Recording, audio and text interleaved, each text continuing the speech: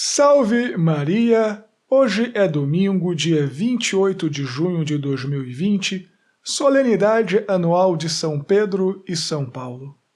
Sejam mais uma vez muito bem-vindos às minhas redes sociais. Eu sou o Padre Jean Paulo Ruse, pároco da Paróquia Todos os Santos. E antes de nós começarmos o sermão de hoje, eu tenho um convite muito especial para te fazer. No dia 11 de julho, nós teremos a nossa quermesse online aqui na Paróquia Todos os Santos. Vai ter live com músicas típicas e também delivery de comidas típicas, claro, apenas aqui para a nossa região. Aqui na descrição do sermão tem um link para a nossa página da Paróquia Todos os Santos, onde você vai encontrar um outro vídeo explicando direitinho como é que vai funcionar o nosso delivery. Dá uma espiadinha lá e aproveita, se você ainda não curtiu a página da Paróquia Todos os Santos no Facebook e no Instagram também. Em ambas as plataformas você vai encontrar como Paróquia Todos os Santos Imbu. Dá aquela curtidinha que ajuda a gente bastante. Também assina o meu podcast Contramundum e se inscreve no meu canal no YouTube. E depois que você tiver assistido a este sermão, compartilha nas tuas próprias redes sociais, deixa um comentário, porque isso ajuda bastante na divulgação do nosso apostolado. E se você tem visto o valor, faça realmente esta obra de caridade de compartilhar nas tuas redes sociais e apoie também economicamente a nossa Paróquia Todos os Santos. Na descrição desse vídeo tem também o número da nossa conta bancária e eu vou deixar aqui do ladinho também as informações para você fazer uma doação com o quanto for possível para você. Deus te abençoe, salve Maria!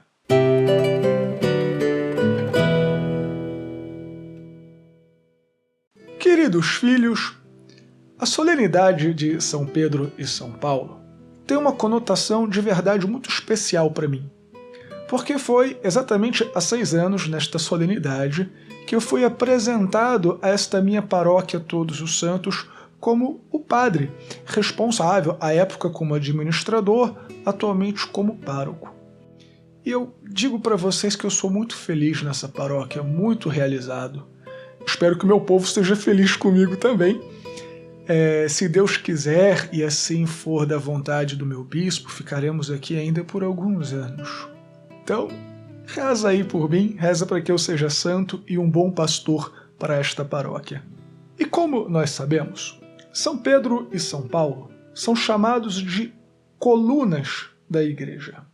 E é curioso porque quando a gente se torna padre, ninguém conta pra gente, então fica um recadinho aí para você que quer ser padre, que é necessário desenvolver alguns talentos que auxiliam o nosso ministério. Por exemplo, um padre de paróquia que nem eu tem que ter algumas noções de administração, tem que saber alguma coisa como funciona a administração pública para mandar os ofícios à prefeitura, saber o que pode ser construído, a área que pode ser utilizada nas construções, etc. A gente precisa saber um pouquinho também de como manusear o som da igreja. E uma das outras coisas que todo padre diocesano, todo padre de paróquia acaba tendo que aprender são algumas noções básicas de engenharia e de arquitetura. Por exemplo, aqui na minha paróquia tem uma porta, que é a porta principal, a porta de entrada, que ela é bastante larga, mas ela é bem estreitinha para poder entrar. Eu mesmo às vezes tenho que abaixar a cabeça assim um pouquinho, senão o chifre bate na entrada da igreja. E aí, quando eu cheguei, eu pensei, eu vou ampliar a porta da minha igreja. Mas descobri que as 2 colunas que sustentam a minha matriz passam justamente ali aonde está a porta. Eu até explico um pouquinho melhor para vocês não acharem que eu sou maluco. Uma coluna fica atrás do presbitério, escondida. E a outra coluna que fica na porta, ela é sustentada também por uma viga e outras 2 colunas. E se eu tirasse essas colunas, a igreja inteira ia desmoronar. Ou seja, estas colunas são aquelas que sustentam a igreja. Sem elas, viria tudo abaixo. E é por esta razão que Pedro e Paulo são chamados de colunas da igreja. A fé que Pedro professou no evangelho de hoje, tu és o Messias, o Filho de Deus vivo, e a sistematização e também o alcance da pregação de São Paulo fizeram com que eles sustentassem todo o edifício de fé que nós cremos até hoje. Tudo na nossa fé deriva desta afirmação original de Pedro: tu és o Filho de Deus vivo. Tudo que nós cremos, o alcance da nossa fé, é devida ao apostolado de São Paulo. Sem estas duas figuras, nada poderia ter sido construído no edifício da nossa fé. A perpétua virgindade de Maria, a maternidade divina, as três pessoas da Santíssima Trindade, a infabilidade papal, todos os dogmas, tudo aquilo que nós cremos, todos os artigos de fé do credo se fundamentam na fé de Pedro e na fé de Paulo. Porém, fazendo de certa maneira uma analogia, Pedro e Paulo não são as únicas colunas que sustentam a fé. Pelo menos não a fé de cada indivíduo. Há pessoas que passam na nossa vida que, de certa maneira, sustentam também a nossa fé.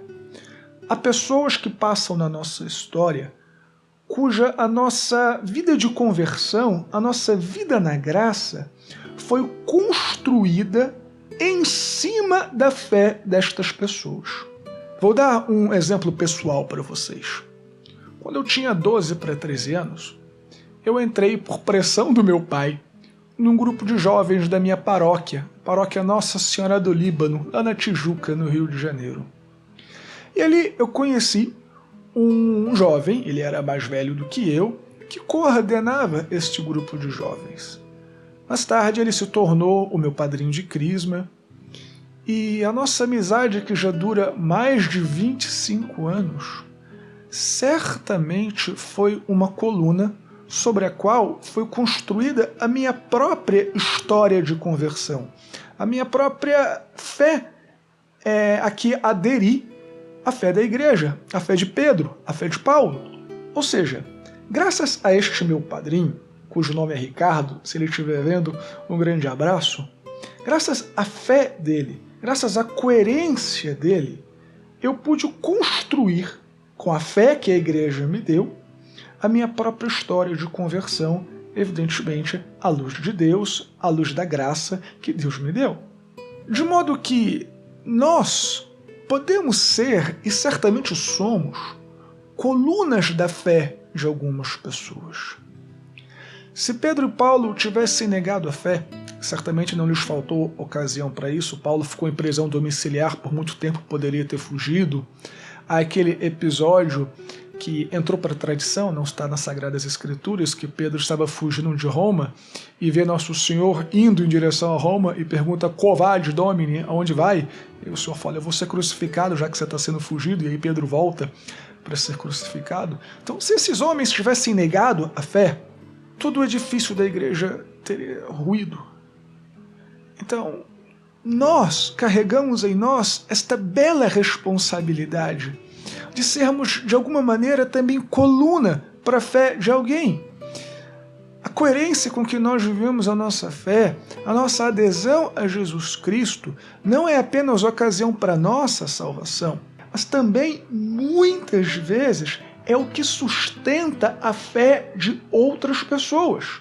Pense, por exemplo, quantos filhos não vivem a sua fé porque as suas mães ficam ajoelhadas rezando por eles, porque seus pais dão um testemunho coerente. Quantos pais não estão na igreja porque os seus filhos estão comprometidos com a paróquia ou com os movimentos? Quantas pessoas não se converteram graças ao apostolado de alguns padres santos, que infelizmente não é o meu caso. Enfim, acho que vocês compreenderam o meu ponto. Pedro e Paulo são as colunas da igreja, mas você e eu também somos colunas da fé de alguém. Você e eu também sustentamos a fé dos outros. por isso devemos tomar sempre muito cuidado para que sejamos colunas sólidas, para que outras pessoas possam se apoiar em nós e também alcançar a salvação e viver a fé de Pedro e a fé de Paulo. Tenha uma semana maravilhosa, Deus te abençoe e salve Maria.